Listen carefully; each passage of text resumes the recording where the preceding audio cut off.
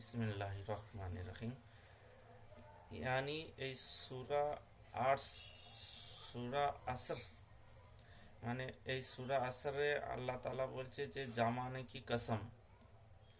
জামানে কি কসম মানে এই জামানে যে চলছে, এই জামানের কসম খেয়েছে যে হর ইনসান ঘাটে মে হে। হর ইনসান, হিন্দু হিন্দু হোক, মুসলিম হোক, খ্রিস্টান হোক, যত ধর্মের ইনসান আছে, হর ইনসান ঘাটে মে হে, सिवाय उन लोगों ने जो ईमान लाए।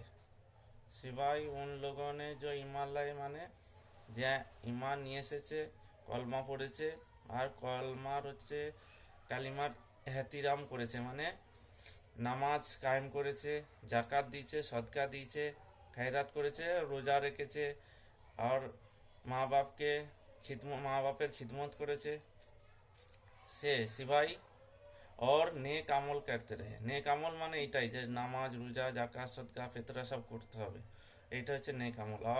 और हक की बात दूसरे की नसीहत करते रहे और सबर की तलकिन करते रहे, মানে হক কথা বলবো দুসরে ভাইকে।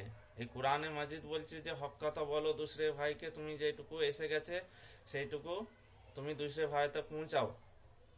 আর এর জন্য কেউ যদি বুড়া ভালা বলে, যদি কেউ মারতে আসে, তো মার খেতে হবে, সবার করতে হবে।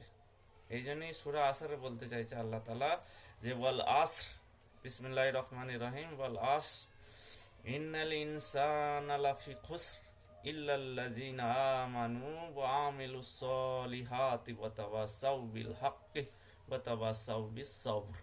সবর করতে হবে। আল্লাহ তাআলার কাছে দোয়া করছি যে আমাদেরকে এই সূরার আমল করার তৌফিক আতা ফরমা, নিজে আমল করে दूसरे ভাই তক যেন পৌঁছাতে পারি, কোরআন আর সেই হাদিসকে মোতাবিক চলনা वाला বানায়।